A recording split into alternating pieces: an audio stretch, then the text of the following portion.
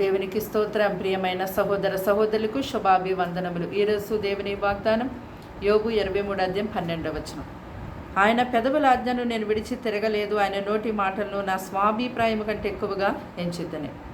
చూడండి, దేవుని పరిశుద్ధ గ్రంథములో చూసినట్టయితే భక్తుడైనటువంటి యోబు, అతడు గొప్ప ధనవంతుడై ఉండి కూడా తన వ్యక్తిగతం కన్నా, తన సుఖభోగముల కన్నా, తన కోరిక కన్నా, తన ఇష్టం కన్నా, తన కలిగి ఉన్న సమస్తం కన్నా ఎక్కువగా దేవుని యొక్క మాటల్ని ఎంచుకొని తన స్వాభిప్రాయం కంటే ఎక్కువగా, తన యొక్క ఇష్టాల కంటే ఎక్కువగా దేవుని యొక్క మాటకి లోబడి దేవుని మాట ప్రకారం జీవించాడు.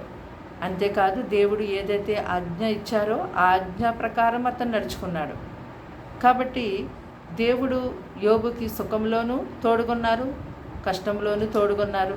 యోబుకి తన జీవితంలో మరెంతో శ్రమ కలిగినప్పుడు దేవుడు అతనికి కుడి ప్రక్క నిలబడి ఒక తండ్రిలాగా విడవకుండా ఆదరించి ఆ కష్టం నుంచి విడిపించి రెండంతలుగా ఆశీర్వదించారు. అలాగే మీ యొక్క జీవితంలో కూడా మీరు ఎలాంటి పరిస్థితులు కలిగి ఉన్నప్పటికీ మీ స్వాభిప్రాయం కంటే, అంటే మీ ఇష్టం కంటే, మీ కోరిక కంటే, మీ సుఖభోగాల కంటే ఎక్కువగా దేవుని యొక్క మాటలకి మీరు లోబడి జీవించినప్పుడు మీ యొక్క సుఖంలోనూ మీ కష్టంలోనూ దేవుడు మీకు తోడయ్యుండి ఎంతో గొప్పగా నడిపిస్తారు. మరి మీకు వచ్చే కష్టాల నుంచి దేవుడు ఎంతో గొప్పగా మిమ్మల్ని విడిపించి మరలా దేవుడు మిమ్మల్ని ఆశీర్వదిస్తారు. కనుక దేవుని యొక్క ఆజ్ఞలు గైకొని జీవించడము, దేవుని యొక్క మాటకు లోబడి నీ సమస్తం కంటే దేవుని యొక్క మాటల్ని గొప్పగా ఎంచుకొని నీ జీవితంలో నువ్వు జీవించినప్పుడు యోబు యొక్క సాక్ష్యము ఈ భూమి మీద ఉన్నటువంటి అనేక మంది ప్రజలను దేవుని వైపు ఎలా నడిపిస్తుందో అలాగే నీ యొక్క సాక్ష్యము కూడా అనేక మందిని క్రీస్తు యొద్దకు నడిపిస్తుంది. ప్రార్థన. దేవా, నీకు వందనాలు, స్తోత్రాలు, స్తుతులు చెల్లిస్తున్నాం తండ్రి. మాటలు వింటున్నా నీ బిడ్డల్ని అయ్యా ప్రభా మీరు జ్ఞాపకం చేసుకోండి. మీ రక్తంతో వారిని కడిగి పవిత్రపరచండి. నీ చిత్తము తండ్రి జరిగించడానికి వారు సిద్ధపడి ఉండే భక్తులుగా వీరిని మార్చండి.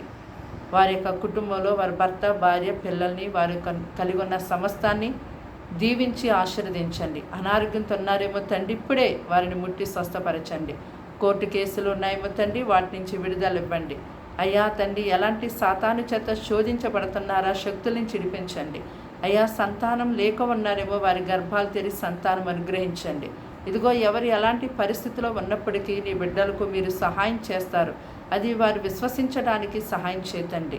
ఇదిగో, నీ బిడ్డలకి దినమంతా పగలు రాత్రి మీరే తోడయుండి నడిపించమని యేసుక్రీస్తు నామమున ప్రార్థన సమర్పించి వేడుకుంటున్నాం తండ్రి. ఆమేన్.